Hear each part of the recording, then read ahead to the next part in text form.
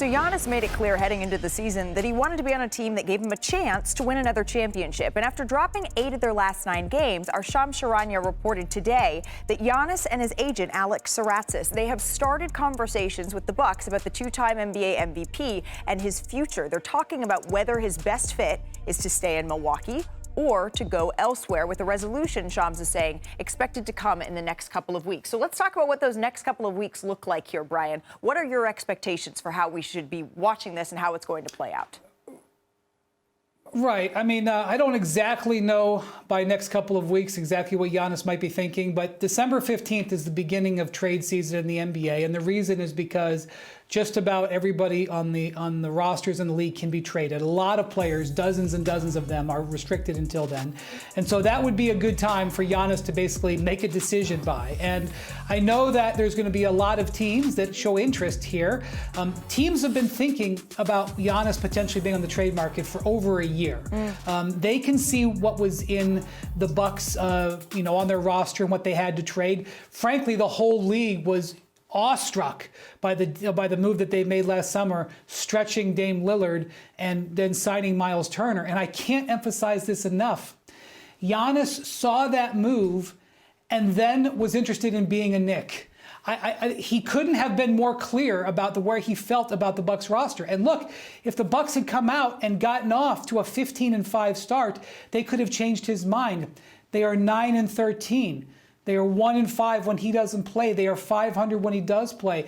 What else do you need to see? He does not have a championship roster right now. So what will really be incumbent here is 2 Giannis decisions. One, does he go forward and finally pull the lever and say, trade me, because he's danced around it for quite some time now? And 2, when he does that, will there be a 1 team on the list like there was in the summer, or will there be multiple teams? That's the thing. Okay, so that's what we're going to be looking for here over these next several weeks. And you make a good point, Brian, that this isn't necessarily the first time that we have heard this, but maybe the volume is being turned up here a little bit louder. And it could get even louder because, as Brian knows well, the Bucks' upcoming schedule, it doesn't get any easier from here. With 6 of their next 7 games, they come against teams with winning records, starting tonight against the top-seeded Detroit Pistons. So for more on this game, we say hello to our friend Vince Goodwill.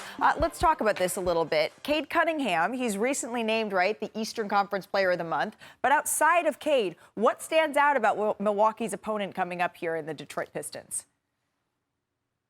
It's funny you mentioned the Milwaukee Bucks and what they don't have and what they'll be looking for, because the Pistons, outside of Oklahoma City, might have the best trove of young players on rookie-scale contracts in the NBA. Jalen Duren averaging almost 20 and 10, Asar Thompson, Jaden Ivey, Isaiah Stewart, Ron Holland. Not many teams have that, and this is still the bones, Malika, of a team that lost 28 straight games a couple of years ago. They used to find ways to lose. Now they're finding ways to win. They are 12-3 in clutch games so far this season. And then you're talking about, though, we can't forget, you're going up against Giannis. He's playing at an MVP level. Despite all the conversations about the Bucks' struggles, Giannis has still been absolutely incredible. So what is Detroit's plan to be hard-nosed and try to slow down the former MVP? Hey, them 2 nasty dogs, Jalen Duren and Isaiah Stewart. Isaiah Stewart came to me the other night and said, I need to be part of this Defensive Player of the Year conversation. And then I started looking up the numbers. He's the best interior defender in the game. 6th in the league in block shots, only playing 23 minutes a night. And he puts up the lowest opponent field goal percentage with him at the rim. So if Giannis being relentless going to the basket, he's going to have to deal with Stewart and Jalen Duren there to get there. You know what else is good about Detroit being as good as they are? We get to say Detroit basketball all the time on the show now. Vince Goodwill, thank you so much for stopping by NBA Today. We end our show with how we started it, with our breaking news about Giannis Antetokounmpo. Shams, what more can you tell us about the future of the 2-time MVP in Milwaukee? Look, Giannis and his agent Alex Saratzis have started conversations actively and openly about his future with the Milwaukee Bucks and the realities of whether his best fit is to stay in Milwaukee or moving on in a trade elsewhere. And I'm told a resolution to this and whether this could lead to a trade request is expected in the coming weeks. My understanding is Giannis has been frustrated over the losing in the last couple of weeks. We've seen this Bucks team lose 8 of the last 9 games. They're 9-13 now. They're out of even the play-in picture in the Eastern Conference. And so the locker room can also feel the tension that's at play here with Giannis's future. And remember, going back to the offseason, Giannis explored his best fits. The New York Knicks emerged as the one team that he was open to being traded to, that he desired outside of Milwaukee. There was a 2-week exclusive negotiating window. No deal occurred. And if this does end up going down that path where a trade is explored in season, it's going to be well beyond just the Knicks, from my understanding. Well beyond just the New York Knicks. Shams, thank you so very much. We had almost a dramatic lighting for effect there. Bobby, we're not going to fire up the trade machine yet because, as Shams just detailed, we're not at the point of a formal trade request at this moment. But if this opens up beyond the Knicks, what front offices do you expect to be picking up the phone here? All 29. Yeah.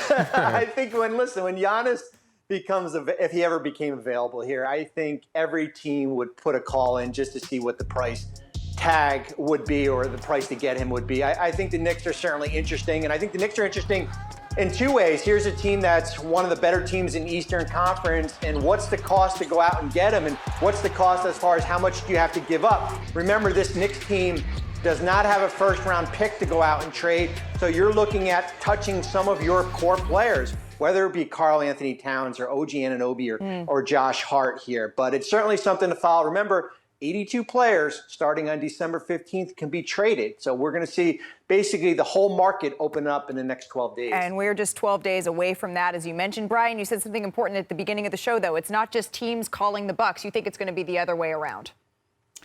Yeah, Giannis has 1 guaranteed year left on his contract. No matter where he is, he's going to have to make a decision about his future next summer. So there'll be a contract extension. That means Giannis is going to have a big say in where this might go.